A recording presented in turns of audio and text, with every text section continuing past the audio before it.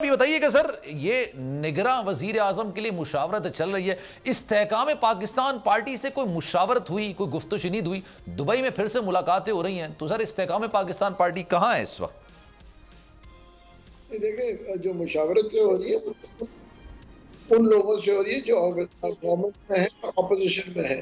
देखिए, हम तो ना इस वक्त हुकूमत में है ना अपोजिशन में, एक नई पार्टी है, तो मैं कहूँगा मुशावरत दूसरी पार्टीज में इस वक्त चल रही है और जो भी वो फैसला करेंगे वो सबको कबूल होगा। और जैसे अब आप देखें ना, एक चीज आप देखें, जैसे खोरो साहब ने भी कहा कि इसाक डार साहब बहुत अच्छे आदमी है, मगर ये चीज के इसाक डार साहब अगर बन जाते हैं वो तो उसी हुकूमत का हिस्सा है ना। देखिए, आज भी वो बेसिकली फाइनेंस मिनिस्टर है और अगर उन्हीं को बेसिकली जो है प्राइम मिनिस्टर बनाते हैं तो फिर तो मैं कहूँगा कि इसी असेंबली को क्यों नहीं 6 महीना कंटिन्यू करवा लेते हैं या 3 महीना। क्योंकि मेरे हिसाब से देखिए, कोई ना कोई बिल्कुल पॉलिटिशियन होना चाहिए। मैं ब्यूरोक्रेट या जज के लिए नहीं कहूँगा, क्योंकि जब कोई पॉलिटिशियन चीफ जस्टिस नहीं लग सकता या ब्यूरोक्रेट नहीं लग सकता, तो मेरा कहना है जब ये पॉलिटिक्स का मामला है और हुकूमतें हैं तो फिर वो ब्यूरोक्रेट और लेकिन सर यहाँ पर फिर एक मसला ये भी आता है ना, जैसे खोड़ो साहब खुद ये बात कह रहे हैं कि पहले ऐसा होता था कि उसको इलेक्शन लड़ने की इजाजत होती थी जो निगरां सेटअप का ऐसा होता, लेकिन फिर ये खत्म कर दिया गया।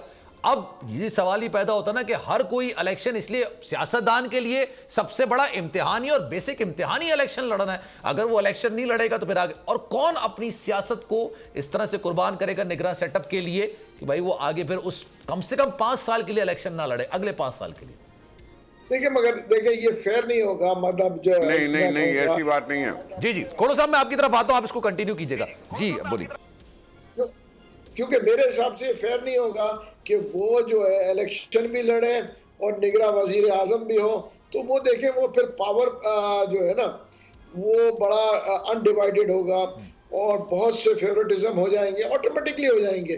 कोई भी निगरां वजीर आजम अगर बैठा हो और फिर वो इलेक्शन लड़ रहा हो तो मतलब जितने मैं कहूँगा डिपार्टमेंट से ये वो बड़ा मुश्किल होगा to be fair with everybody. ठीक है, पाकिस्तान की आईटी इंडस्ट्री जो है वो पाकिस्तान की एक्सपोर्ट में एडिशनल इजाफा कर सकती है अगले 3 सालों के अंदर, क्योंकि आईटी और बाकी जो 3 सेक्टर्स हैं उन 3 सेक्टरों में आईटी में फ़र्क है। वो ये है कि ये शॉर्ट टर्म में आपको गेन दे सकती है जो पाकिस्तान की नीड है इस वक्त। आईटी को तो पहले भी, इससे पहले वाली हुकूमतें और इससे पहले भी लोग डिफाइन करते आए कि जी यार आईटी से बहुत चेंज आ जाएगा।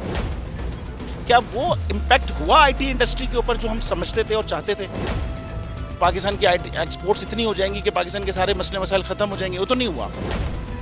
आपके जो पॉलिसीज़ हैं वो कॉन्फ्लिक्ट हो रहा है। क्या हमने ऐसी पॉलिसीज़ रखी हुई है कि गूगल मजबूर हो यहाँ पे ऑफिस खोलने में? पॉलिसीज़ के तहत करना होगा। वो 2 से 3 महीने 4 महीने में खुद ब खुद ऑफिस स्टार्ट करेंगे। जो आपके मुल्क का आईटी का एंटरप्रेन्योर है, $100 मिलियन तो वो बाहरी अकाउंट रोक लेता है। आप उसको मोटिवेट करके उसको पर फोकस करें, उस पर इंसेंटिव करें, वो आपको 100 आएगा तो आपका 5 टाइम्स इंक्रीज हो जाएगी फौरन। टेक्सटाइल में हम क्या करते हैं, हम उठाते हैं बाहर के किसी ब्रांड के लिए टी-शर्ट यहाँ बनाते हैं, उसको दे देते हैं। लेकिन अब आईटी के बाद अगर आप अपना ब्रांड बना के लोगों वहाँ पे बेचेंगे, चाहे B2B बेचें चाहे B2C बेचें, पॉसिबल है। पाकिस्तान की जो एक्सपोर्ट में ये $30 अरब से ज़्यादा का इजाफा इससे हो जाना खाली यार। गवर्नमेंट के फंडों से इदारे बनाकर और उनके थ्रू कोई रेवोल्यूशन आ जाएगा, सवाल ही नहीं है। तो आपने इंतखाब सही कर लिया है, अब आगे चीज़ सही करनी है, बस आप सही डायरेक्शन में सही चीज़ होगी इंशाल्लाह। मैं समझता हूँ $50 अरब तक की आईटी अब एक्सपोर्ट में कंट्रीब्यूट कर सकता है पाकिस्तान। सब्सक्राइब करें और बेल दबाएं ताकि कोई खबर रह न जाए।